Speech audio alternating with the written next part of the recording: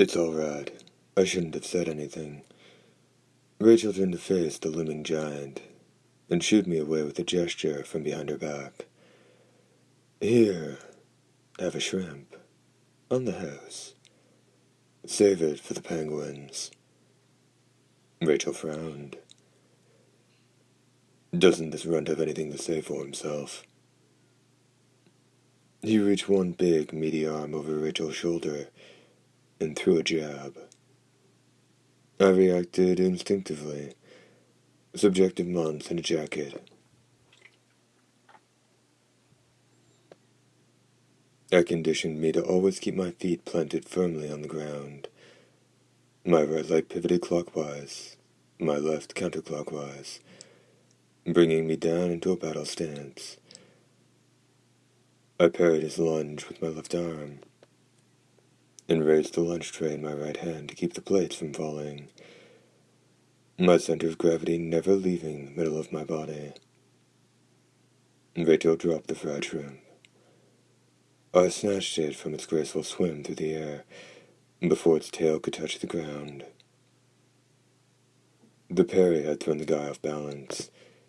He took 2 tottering steps forward, and then a third, before tumbling into the lunch of the soldier sitting in front of him.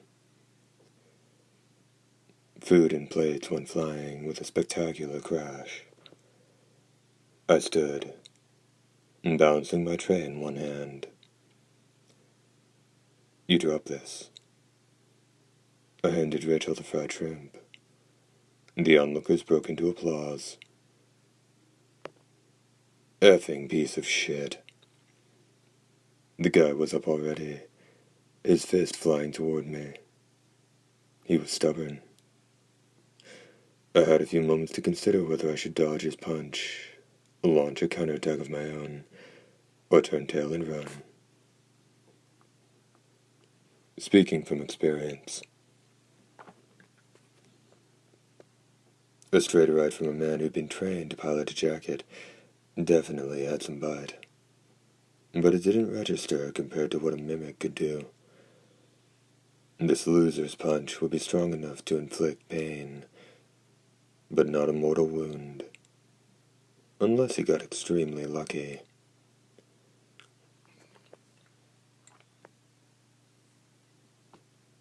I watched as he put every ounce of his strength into the swing. His fist went sailing right past the tip of my nose. He was neglecting his footwork, leaving an opening.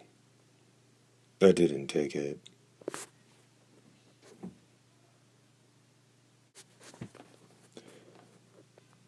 There went my first chance to kill you. He recovered from the missed punch, his breath roaring in his nose. He started hopping around like a boxer. Stepped ducking and felt like a man. Still haven't had enough.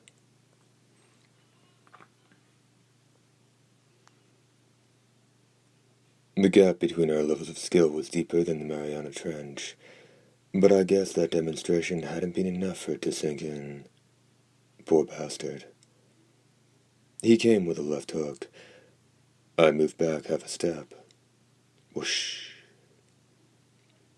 Another jab. I stepped back. I could have killed him twice now.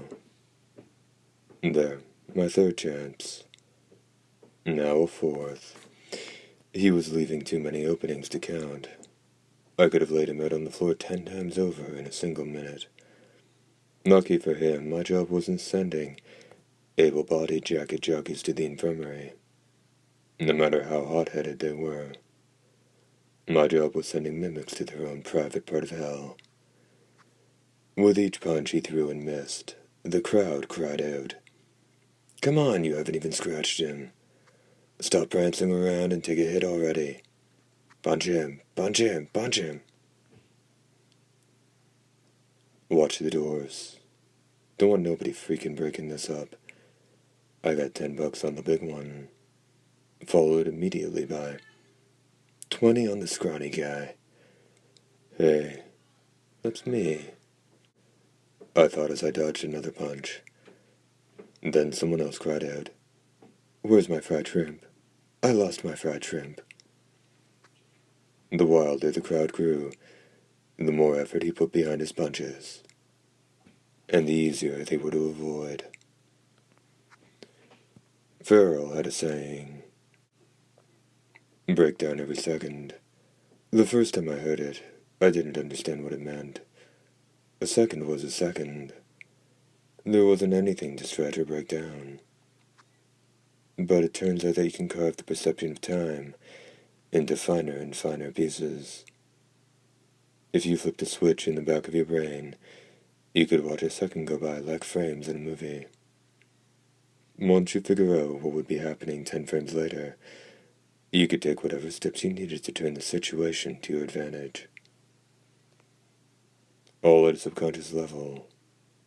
In battle, you couldn't count on anyone who didn't understand how to break down time. Evading his attacks was easy, but I didn't want to trip any more unnecessary flags than I already had.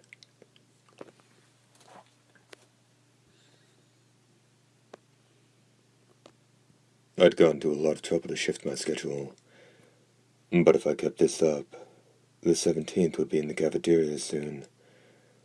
I needed to bring this diversion to a close before they showed up. I decided that taking one of his punches would waste the least amount of time. What I didn't count on was Rachel stepping in to try and stop him. She altered the course of his right punch, just enough to change the hit that was supposed to glance off my cheek into one that landed square on my chin. A wave of heat spread from my teeth to the back of my nose. The dishes on my tray danced through the air, and there was Rita at the edge of my field of vision, leaving the cafeteria. I would make this pain a lesson for next time.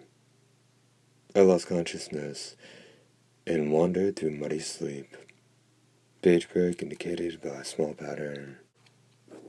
When I came to, I found myself laid out across several pipe chairs, pushed together into a makeshift bed.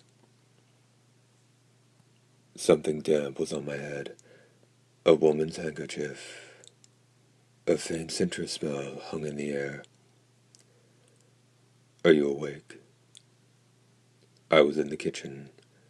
Above me an industrial ventilator hummed, siphoning steam from the room. Nearby, an olive green liquid simmered in an enormous pot-like. The cauldrons angry natives were supposed to use for boiling explorers up to their pith hats. Except much leisure. Next week's menu hung on the wall. Above the handwritten menu was the head of a man torn from a poster. After staring at his bleached white teeth for what seemed an eternity, I finally recognized it. It was the head of the bodybuilder from the poster in our barracks. I wonder how he made it all the way from the men's barracks to his new wall, where he could spend his days smiling knowingly over the woman who worked in the kitchen.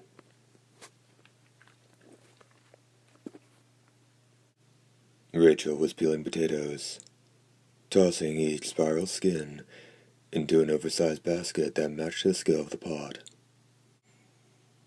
These were the same potatoes that had come raining down on my head my fourth time through the loop. I'd eaten the damn mashed potatoes she was making 79 times now. There weren't any other workers in the kitchen aside from Rachel. She must have prepared the meals for all these men on her own. Sitting up, I bit down on the air a few times to test my jaw. That punch had caught me at just the right angle. Things didn't seem to be lining up the way they should. Rachel caught sight of me. Sorry about that guy. He's really not such a bad guy. I know. She smiled. You're more mature than you look. Not mature enough to stay out of trouble, apparently. I replied with a shrug. People were always a little high-strung the day before battle, and guys were always looking for an opportunity to look good in front of a knockout like Rachel. The deck was definitely stacked against me, though I'm sure the face I'd been making hadn't helped the situation.